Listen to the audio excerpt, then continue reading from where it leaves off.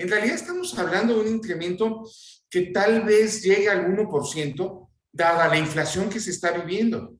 Entonces, es un incremento que básicamente repone el poder adquisitivo, pero no es un gran incremento en términos reales. Ahora ya nos puedes encontrar en Telegram. Solo tienes que descargar la aplicación de mensajería Telegram en la tienda digital de tu dispositivo móvil. Busca la Jornada de Oriente y selecciona Unirse al canal. O también puedes escanear con la cámara de tu celular el siguiente código QR, que te llevará directamente a nuestro canal para suscribirte.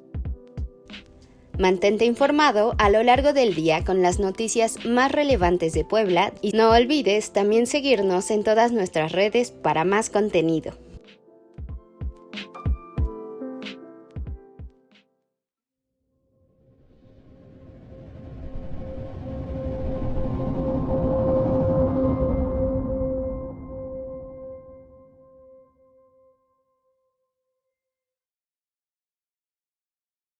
¿Qué tal? Muy buenas noches. Mi nombre es Patricia Gutiérrez y hoy me toca estar a cargo de la conducción de este programa de las reporteras que se transmite todos los días a las 20 horas y que por supuesto los invitamos a seguir a través de nuestras redes sociales de la Jornada de Oriente, tanto en YouTube como en Facebook. Y en esta ocasión invitamos al doctor Miguel Calderón Chelius, quien es coordinador del Observatorio de Salarios de la Universidad Iberoamericana Puebla, para hablar del resultado de la consulta que se realizó en Volkswagen el pasado lunes respecto al incremento salarial que tienen para este año precisamente los sindicalizados, casi 7,000 que laboran en la planta de Puebla. Doctor, bienvenido a este espacio. Muy buena noche.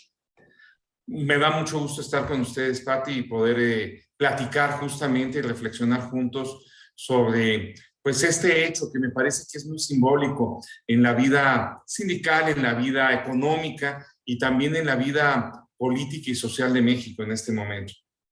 Muchas gracias, doctor, por aceptar la invitación. Y bueno, pues hay que recordar, ya mencionamos un poco, que el pasado 12 de septiembre se realizó la tercera consulta sobre el convenio salarial y contractual acordado entre empresa y sindicato de Volkswagen de 9% directo al salario, más 2% en prestaciones para dar un global de 11%. Doctor, le preguntaría, ¿este global es inferior al que obtuvo General Motors en la planta de Silao de 13.7%? Pero hablando específicamente del salario, es 8.5% mayor el que se logró por parte de los trabajadores de Volkswagen. Entonces, en términos generales, podemos decir que fue una buena negociación, pudieron haber dado más la batalla a los trabajadores. Es realmente un salario el que van a tener ahorita competitivo, considerando que la inflación pues ya rebasa el 8% y se acerca al 9%.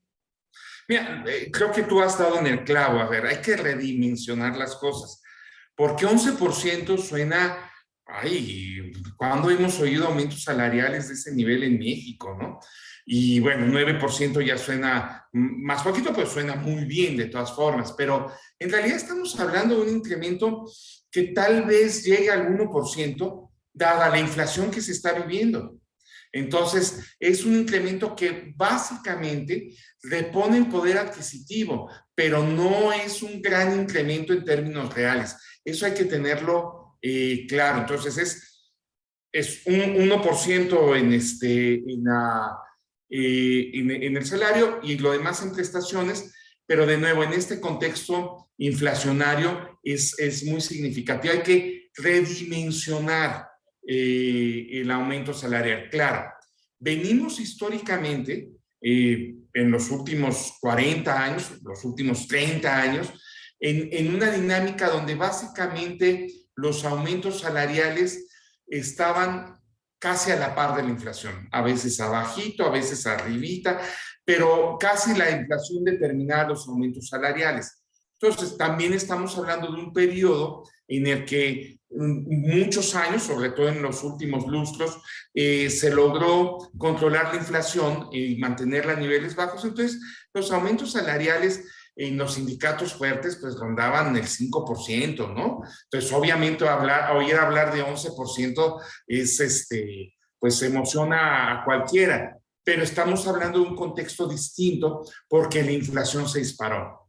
Entonces, el aumento salarial básicamente logra mantener el nivel de ingreso del sindicato. Entonces, eso es lo primero que tenemos que tener en cuenta. Entonces, en ese contexto, redimensionándolo, ya no es un aumento tan significativo. Y bueno, hay que tomar en cuenta eso. Ahora, ¿por qué? ¿Por qué la parte patronal no dio más? A ver, observando desde afuera, sin conocer bien las dinámicas al interior del sindicato, queda claro que había una división dentro del sindicato. Porque la representación sindical rápidamente llegó a acuerdos con la parte patronal. Este acuerdo de 9 al salario y 2, no fue la propuesta de la Volkswagen, sino fue el acuerdo con la dirección sindical. Y aquí viene un elemento que es muy importante. Las reglas del juego cambiaron en la dinámica sindical. Antes, pues si ya llegaron al acuerdo con la dirección sindical, pues prácticamente ya se había llegado al arreglo y se amarraba. Y en el último de los casos, pues hacían votaciones a mano alzada y estas cosas para ratificar el resultado. Y la dirección sindical normalmente lograba controlar estos procesos. Pero ahora las votaciones es voto directo y secreto. Y la secrecía del voto justamente existe para posibilitar que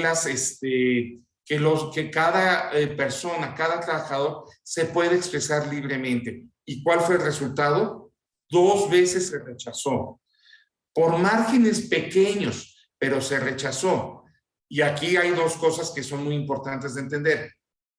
El rechazo muestra una división al sindicato. En el fondo no solo se rechaza la propuesta patronal, se está rechazando la negociación que hizo la dirección sindical. Y segundo, muestra que hay una enorme división porque es por muy poquito, ¿no? Entonces, en otras condiciones, en otras épocas, ya con el acuerdo con la dirección del sindicato, se hubiera llegado al acuerdo y ahí hubiera quedado el asunto, no hubiera habido huelga y ya, todos contentos. Pero ahora, como tienen que pasar por estas votaciones, justamente fue lo que encendió las alarmas, que la mayoría de los trabajadores consideraron que era muy bajo el aumento salarial, ¿no? Porque en realidad no hay aumento salarial, hay una recuperación de la pérdida por la inflación. Eso es básicamente lo que estamos observando. El aumento salarial es en realidad muy pequeño. Ahora, pero también la parte patronal tiene una estructura de juego distinta. Porque claro, ella también observa el comportamiento de los trabajadores y es evidente que ellos, digo, si yo me puedo dar cuenta, si tú te puedes dar cuenta de que hay una división en el sindicato porque la votación está muy cerrada, pues ellos también. Y entonces saben que los que están en contra van a tener mucha presión, ¿no? Y que también la dirección sindical, que está de acuerdo con la empresa, que ya había llegado al acuerdo con la empresa, también va a estar presionando. Entonces, por eso fue muy fácil para Volkswagen agarrar y decir, no hago otra propuesta. Y forzar al límite al sindicato, ¿no? Lo natural es que con las votaciones que hubo, la parte patronal, si hubiera considerado que el sindicato tenía suficiente fuerza, por ejemplo, que la dirección sindical estuviera respaldando la posibilidad de la huelga, entonces seguramente hubiera hecho una propuesta mejor. Como no lo vio, pues se mantuvo en su propuesta y trasladó toda la presión hacia la parte, digamos, que estaba rechazando el acuerdo. Eso, que además no es la presión de la empresa, la presión de la dirección sindical, la presión de los trabajadores que sí están de acuerdo, ¿no? Que no quieren irse a huelga, que no quieren entrar en esa dinámica, sino también se desplegó una enorme presión política y mediática, ¿no? Y entonces, pues esa es una presión constante La empresa además jugó, como se juega siempre en cualquier proceso de negociación política y negociación laboral, la carta del chantaje, ¿no? Ay, nos vamos a tener que ir, etcétera. Entonces, sí creo que no había condiciones, efectivamente, como para llevar el asunto hasta una huelga. No había condiciones y en ese sentido la última votación, donde ya se fue una mayoría muy significativa en contra de la huelga o a favor del acuerdo, refleja eso, o sea, que no había esas condiciones, realmente no había una fuerza, un consenso como para presionar más a la empresa. Y bueno, esta es una negociación. Y ese es, digamos, el escenario que vimos. Ujú. Ahora, ¿hasta cuánto pudieron haber peleado los trabajadores? O bueno, también, ¿cuál sería el aumento ideal en estos momentos, si es que se puede decir? No hay un aumento ideal, o sea, obviamente, a ver, en estas lógicas, como en cualquier lógica de negociación de cualquier cosa que involucre dinero, para cada una de las partes, para la empresa, lo ideal probablemente es que no hubiera aumento, ¿no? Y obviamente para los trabajadores que les dupliquen el sueldo, no sé. No hay un ideal. Tú mencionaste un referente, ¿no? 15%, que era lo que estaban pidiendo. Yo creo que era muy difícil que la Volkswagen concediera este aumento salarial, pero sí era probable, o sea, sí, seguramente había condiciones para que del 9% en salario se pudiera mover probablemente al 10%, o se hubiera podido mover, en lugar de dar 2% de prestaciones, dar el 3%, ¿no? Yo creo que ese margen hubiera existido con facilidad en términos económicos, pero para eso tenía que haberse mostrado el sindicato con más fuerza. Insisto, los que se oponían a aceptar el acuerdo fueron mayoría 2 veces, pero los que lo aceptaron, entre los que lo aceptaban estaba la dirección del sindicato. Entonces es muy difícil pensar en irse a una huelga con una dirección sindical que evidentemente no está de acuerdo con irse a la huelga o presionar más. Ya ellos habían llegado a un acuerdo, ¿no? Entonces, creo que en alguna manera también había ahí una disputa interna dentro del sindicato, y bueno, esta se reflejó, ¿no? Ujú. Ahora, esta valentía también hay que decir lo que tuvieron los trabajadores, cuando menos en las 2 primeras consultas. ¿Cree que se convertirá en un referente para otras negociaciones de todos los sectores en el estado de Puebla y quizá en el país? Bueno, con estas nuevas normas de que se tienen que ratificar los acuerdos por voto universal, secreto y directo de los trabajadores, pues sí cambian las reglas del juego, porque la secrecía del voto da la posibilidad de la disidencia.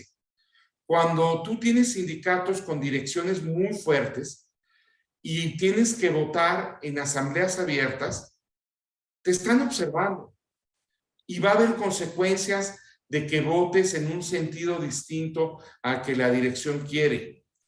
Esto le da mucho mayor autonomía a los trabajadores y les da la posibilidad también de cuestionar en ese sentido a sus direcciones, ¿no? Y obviamente también muestra, pues, cómo está la correlación de fuerzas. Seguramente si el 75% de los trabajadores hubieran rechazado el acuerdo, bueno, seguramente Volkswagen hubiera hecho otra oferta, o sea, pero no, era un margen muy pequeño. Entonces, con presión política, con presión mediática, con presión sindical, se podía correr ese margen, ¿no? Pero sí, estamos viendo reglas de la dinámica sindical nuevas y tenemos que acostumbrarnos en México que las negociaciones salariales van a ser más complicadas. Estamos acostumbrados a que se resolvían muy fácil. En la década de los 80, los 90, en este siglo, hemos visto en Argentina, en Chile, en Brasil, grandes movimientos, huelgas, reclamos, ¿no? Y en México no pasa nada. Si nosotros vemos las luchas sociales, etcétera, no han pasado por el sector laboral, ¿no? ¿Por qué? Porque había un enorme control político del sector laboral, ¿no? Las nuevas reglas no es que lo eliminan por completo, pero sí dan instrumentos que permiten mayor autonomía de los trabajadores, tanto para este tipo de decisiones como para decidir quiénes los representan, para cuestionar a sus direcciones sindicales, etcétera. Entonces, vamos a ver procesos más conflictivos, y además vamos a ver los más conflictivos porque estamos en una etapa donde el poder adquisitivo, el salario, está cayendo producto de la inflación, y obviamente los trabajadores, aquellos trabajadores que están organizados, van a tratar de recuperar ese poder adquisitivo que han perdido, y por tanto, pues van a exigir aumentos mayores, es lo normal, y las empresas van a resistirse y van a decir, siempre van a decir que no pueden, que no están en condiciones, también es lo normal, y se va a dar una estiria floja, donde, dependiendo de la correlación de fuerzas, se va a imponer. Pero claramente, en este caso, la correlación de fuerzas tenía de un lado a este grupo de trabajadores que rechazó la propuesta, y del otro tenía la dirección sindical, al grupo de trabajadores que él aceptaba, a la empresa, a la clase política poblana, a la Secretaría de Trabajo, a los medios de comunicación.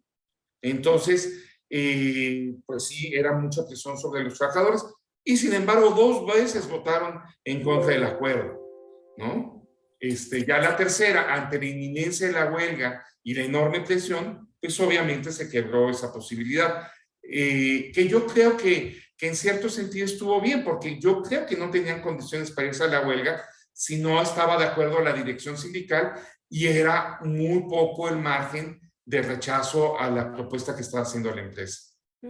Ahora, también, ya lo mencionaba un poco, pero ¿cree usted que en futuras negociaciones, especialmente de Volkswagen, porque es la empresa que, una de las más representativas y que sostiene gran parte de la economía del Estado, deberían algunos actores mantenerse al margen? Por ejemplo, veíamos al dirigente de Coparmex diciendo que, pues que si se iban a la huelga perdían prácticamente todo, podrían perder todo. O al gobernador Miguel Barbosa también diciendo que eran de los mejores pagados en el país. Entonces, era presión tras presión sobre los trabajadores. Digo, están en su derecho de expresar sus opiniones, pero creo que hay algunas que deberían de ser más prudentes, ¿no? No dejar caer todo ese peso a los trabajadores. A ver, de Coparmex, pues, a ver, es el papel que juega, Sí, sí. es la representación de los patrones, entonces, pues por supuesto que va a decir eso. Me parece que de parte de la clase política sí podríamos tener algún cuestionamiento, sobre todo se supone que gobierna Morena, un partido de izquierda, etcétera. Creo que desde ese punto de vista deberían de haber sido por lo menos más respetuosos del proceso, y si no, respaldar más a los trabajadores.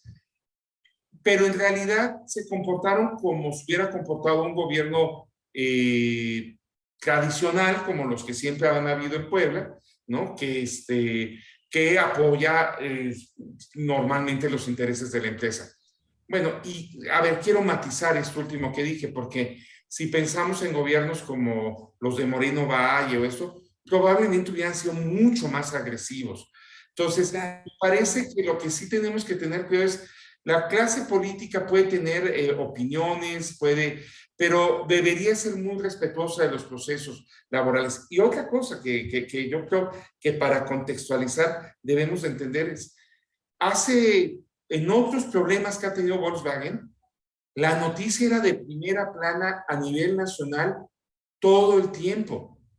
Ahora fue primera plana estatal y se mencionaba a nivel nacional, pero no era una noticia que estuviera en la preocupación. Y eso habla de la diversificación económica, ¿no?, del país.